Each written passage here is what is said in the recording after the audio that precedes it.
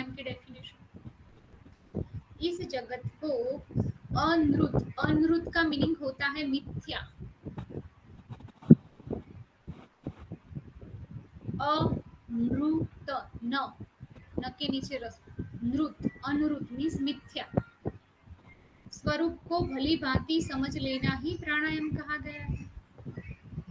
अब प्रत्याहार की डेफिनेशन। चित्त का अंतर्मुखी भाव ही प्रत्याहार है। हमारे इंद्रियों को अंतर्मुखी करना, इस अंदर की ओर लाना, बाहर के विषयों को देखने से मना करना, वो चित्त का अंतर्मुखी भाव ही प्रत्याहार कहलाता है। आगे, चित्तस्य निश्चली भावो धारणा धारम विदु सोहम चिन्ह मात्रमेवति चिंतनम ध्यानम उच्यते। चित्त का निश्चल मीन्स अचल भाव धारण कर लेना ही धारणा है। लिखो धारणा की डेफिनेशन। चित्त का अचल भाव धारण कर लेना ही धारणा है। कोई चित्त को कोई एक ही चीज पर टिके रहने, अचल टिके रहने की जो क्रिया है उसे धारणा कहते हैं। चित्त का अचल भाव ही धारणा है। मतलब इनका और पतंजलि का सेम ही है, देश बंध चित्तस्य धारणा। हाँ, सोहम चिन्ह मात्रमेवति चिंतनम ध्यानम उच्यते। मैं चिन्ह मात्र स्वरूप हूँ, यही चिंतन भाव ध्यान कहा गया है। मैं ही चिन्ह मात्र, मैं ही ब्रह्म हूँ, मैं ही चिन्ह मात्र स्वरूप, यही चिंतन भाव ध्यान कहा गया है।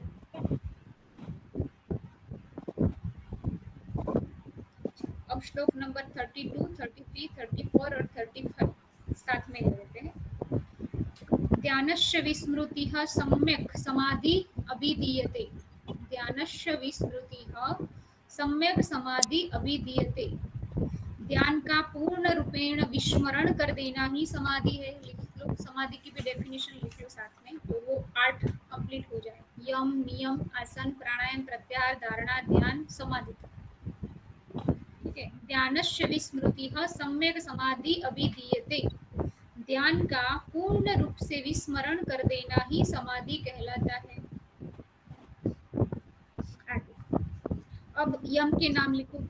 10 यम बताए, पतंजलि मुनि ने 5 बताए हैं, आदित्य भगवान ने 10 बताए। अहिंसा, सत्यम, अस्तेय, ब्रह्मचर्य, दया, आजर्वम, क्षमा, धुति, मिताहारः, शौच, चेति, यमादशः। अहिंसा, सत्य, अस्तेय, लिखते हो ना? स्पीड में तो नहीं जा रहा है ना? जी जी मैम लिख सकते हैं। ओके। अहिंसा, सत्य, अस्तेय, ब्रह्मचर्य, दया, आजर्व मीन्स सरलता, क्षमा, धैर्य, स्वल्पाहार मीन्स मिताहार, कम खाना, तथा शुद्धता, ये 10 यम बताए हैं। बोल दो तो शारदा जी। अहिंसा, सत्य, अस्तेय, ब्रह्मचर्य, दया, आर्जव, क्षमा, धैर्य, स्वल्पाहार, शुद्धता। गुड। आगे, तपः, संतुष्टि, आस्तिक्यम, दानम, आराधनम हरे, वेदांत श्रवणम चैव हि मति च जपो व्रतम इति। नियम की लिखो नाम। तप, संतोष, आस्तिक, आस्तिक भाव, दान करना, भगवत ध्यान, वेदांत श्रवण मीन्स वेद उपनिषद पढ़ना, ही मीन्स लज्जा, कुछ ऐसे काम करते समय शर्म आना,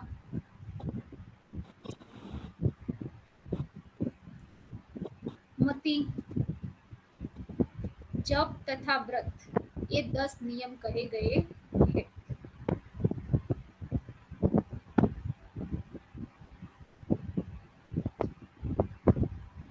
ठीक है। अब आसन, आसन हम कल पढ़ेंगे, यहाँ तक रखते हैं। आसन कर लेंगे। आसन बहुत सारे हैं इसमें, स्वस्तिकासन से लेकर सुखासन तक का वर्णन है इसमें।